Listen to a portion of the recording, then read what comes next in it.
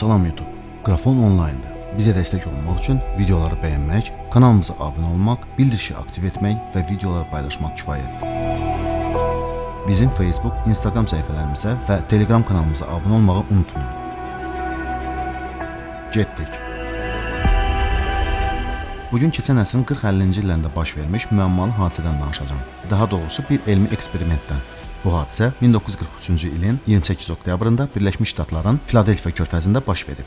Buna bəzi insanlar inanır, bəziləri isə ufoloqların fantaziyası kimi dəyərləndirir. Amma nə də olsa, bu rəsmi sənədləşdirilmiş bir hadisədir və ən əsası, bəzi əsas detalları hələ də məxfi möhür altında saxlanılır. Bu eksperimentdə Albert Einstein'in və Nikola Tesla'nın adları hallanır. Bu eksperiment ABŞ hərbi qüvvələrinin sifarişi və istəyi ilə həyata keçirilir. Lakin indinin özündə də ABŞ hərbi rəhbərliyi bu eksperimentlə bağlı bütün faktları təkzib edir. İkinci Dünya müharibəsi dövründə düşməndən iri hərbi gəmilərin radio izlənmədən gizlənməsi məqsədi ilə yeni texnologiyaların hazırlanmasını ABŞ hərbi rəhbərliyi iki alimə, Albert Einstein və Nikola Tesla'ya həvalə edir. Bu sahədə bir çox işlər görülür. Müəyyən riyazi və fiziki hesablamalar və laborator nəticələrə gələn Tesla ölümündən bir gün qabaq bu eksperimentdən imtina edir. Onun əsas sözləri isə insanlıq hələ belə texnologiyaların nəticələrinə hazır deyil sözləri idi. Tesla bu eksperimentdən imtina edir və səhəri gün 40 il yaşadığı otel otağında ölü tapılır. Elə həmən gün Mərkəzi Kəşfiyyat İdarəsinin əməkdaşları Tesla'nın otağından sənədlər olan seyfi aparır. Bəzi fərziyyələrə görə Tesla Einstein'in bu eksperimentdən əl çəkməsini məsləhət görür.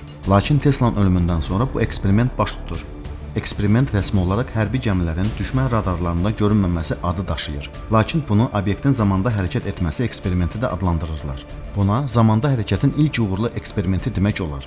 Çünki bu hadisə zamanı bəzi faktlara görə həmin gəminin 40 il gələcəyə göndərilməsi mümkün olub. Eldridge gəmisi 181 komanda üzvü ilə birlikdə bu eksperimentdə başlamışdı. Amma bu eksperimentdən sonra sağ qalmış matroslar bu hadisəni ömürləri boyu təkzib etmişlər.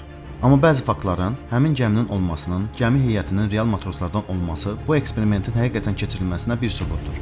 1943-cü ildə baş vermiş bu hadisədə gəmidə güclü demanqnetizasiya edilməsi məqsədi ilə böyük ölçülərdə elektromaqnet generatorları quraşdırılmışdı. Bu generatorların istifadə etdiyi enerji isə o dövrün kiçik bir şəhərini işıqlandırmasına imkan verərdi. Bu eksperimentin əsas vəzifəsi gözə görünməz gəminin yaradılması idi. O dövrün pressasında yayılan məlumatlara əsasən eksperiment istənilən kimi getməmiş və nəzərdə tutulmamış nəticələrlə səciyyələnmişdir. İlk olaraq generatorlar qoşulur və maqnit generatorların təsiri nəticəsində gəminin ətrafında yaşıl duman və sonra isə əsas məqsəd gəminin radarlardan itməsi baş verir.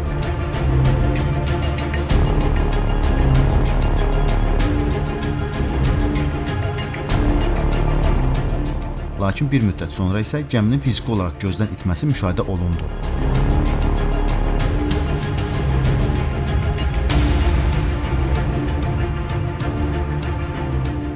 Gəmi Filadelfiya körfəzindən 300 dəniz mili uzaqlığında Virginia ştatının Northfield ərazisində peyda olur. Bu hadisənin bir çox insanlar şahidi olmuşdu və 4 saatdan sonra isə gəmi əvvəlki yerləşdiyi yerə qayıdır. 181 ekipaj üzvündən cəmi 21 nəfər sağ-salamat qayıda bilir. Bəzi matrosları gəminin dəmirlərinə birləşmişdi. Bəzilərində təcrübli sayışmalar, bəzilərində isə psixologiyasının korlanması müşahidə olunurdu.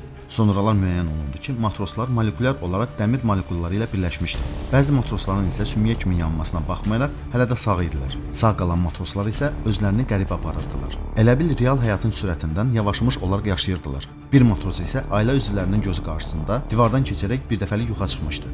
Belə qorxulu nəticələr olan eksperimentlər məxfi saxlanmalı olsa da, 1956-cı ildə Amerikalı yazıcı Morris Jesus ABŞ dəniz qüvvələri matrosu olan Carlos M. Aliente'dən məktub alır. Bu matros həmin eksperimentdə iştirak edən digər St. Fury gəmisində xidmət aparır. Onun sözlərinə görə bütün alimlər və eksperimentdə iştirak edən yüksək vəzifəli hərbi dənizçilər bu gəmidən müşahidə aparırdılar.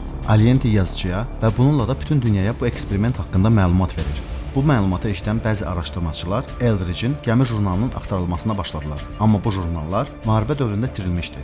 Sağ qalmış matroslar isə susmağa üstünlük verirdilər. Bu eksperiment haqqında tək və yeganə danışan Morris Jesus 1959-cu ildə öz avtomobilində dəm qazında boğularaq tapılır. Bəzi araşdırmaçılar Einstein'in Böyük Vətən müharibəsi dövründə həqiqətən ABŞ hərbi qüvvələrində işlədiyi haqqında məlumatlar əldə etmişlər.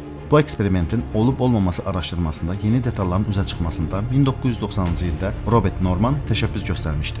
Onun ilk işi Carlos Allende'nin həqiqətən Furisi gəmisinin matrosu olmasının araşdırması olmuşdu. Amma yazıçıya psixi problemləri olan Karl Auer adlı birinin yazması müəyyənləşdirilir. Bundan sonra da daha çox faktlar üzə çıxmağa başladı. Məlum oldu ki, nə Eldridge, nə də Furisi gəmiləri həmin tarixdə Filadelfiya körfəzində olmamışdılar. Hətta məşhur fiziklər belə bir eksperimentin baş verməsinin real olmadığını deyirdilər. Doğrudan da müharibə dövründə ABŞ hərbi dəniz qüvvələri gəmilərin maqnit partlayıcı minalardan qorunması üçün bəzi eksperimentlər aparırdı. Bunun üçün gəminin konturlarında elektromaqnit qalxanların quraşdırılmasına yönəldilmiş bu eksperimentlər maksimum məxfi saxlanılırdı. Amma belə bir dırnaqarası faktlar Filadelfiya eksperimentinin Pentagonun həqiqətən gizlədilməsi məqsədi olduğunu adi insanlara aydın görsənir. Əgər bu yazıcı fantastikası idisə, nəyə görə yazıcını aradan götürmək lazım idi? Nəyə görə 1990-cı ildə belə bir araşdırmaçı peyda olur? İndiki dövrdə məlum olan odur ki, bu eksperiment həqiqətən keçirilib və bu eksperimentdə 20-ci əsrin ən böyük fizikləri Albert Einstein və Nikola Tesla iştirak edib. Belə bir şəxslərin iştirak etdiyi eksperiment isə tək maqnit partlayıcı minaların zərərsizləşməsinə yönəlməsi absurd bir fikir olardı. 1940-cı ildə gəminin radarlarda itməsi üçün xüsusi elektromaqnit örtünün yaradılması eksperimentləri keçirilib. Bu eksperiment gəmi heyəti olmadan keçirilib. 1941-ci ildə Tesla bu eksperimentin tam miqyaslı keçirilməsi üçün ABŞ hökumətinin razılığını alır. Bu göy qurşağı adlı eksperiment olur. Tesla'nın sərəncamına gəmi verilir ki, o da bu gəmidə xüsusi elektromaqnit sarğılar yerləşdirir. Amma Tesla bu eksperimentdə insanların iştirakını hər zaman əksinə idi. Eksperimentin sonuncu mərhələsi dövründə Tesla'nın vəfatı hərbiçilərin insansız bu eksperimentin keçirilməsinə maneə qalmadı. 1942-ci ildə Eldridge gəmisi 2 nəhəng elektromaqnit sarğısı ilə təchiz edilir. Daha sonra isə 3-cü sarğı da əlavə edilir.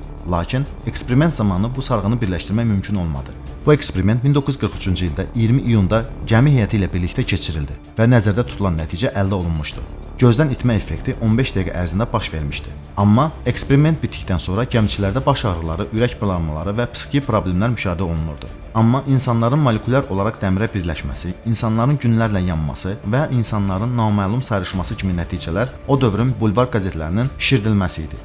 Lakin yenə də 2 elektromaqnit sarğıların hətta yarı gücdə çalışması gəminin ilk olaraq radiolokatorlardan, daha sonra isə fiziki olaraq gözdən itərək Norfolkda peyda olunması hadisəsi sənədləşdirilmiş faktlardandır. Gəmi Filadelfiyaya qayıtdıqdan sonra eksperimentin hərbi cəhətdən uğurlu olduğu deyilirdi. Lakin zamanda səyahət gəmi heyətinə pis təsir etmişdi. Bəziləri yerimə imkanlarını itirmiş, bəziləri davamlı dəhşət içində idilər.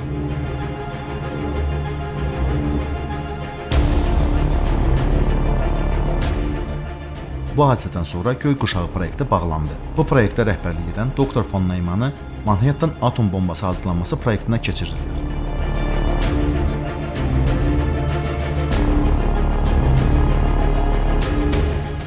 Sizə maraqlı oldusa kanalımıza abunə olub, bildirişi aktiv edin ki, daha maraqlı məlumatları qaçırmayasınız. Bizim Facebook, Instagram səhifələrimizə və Telegram kanalımıza abunə olmağı unutmayın.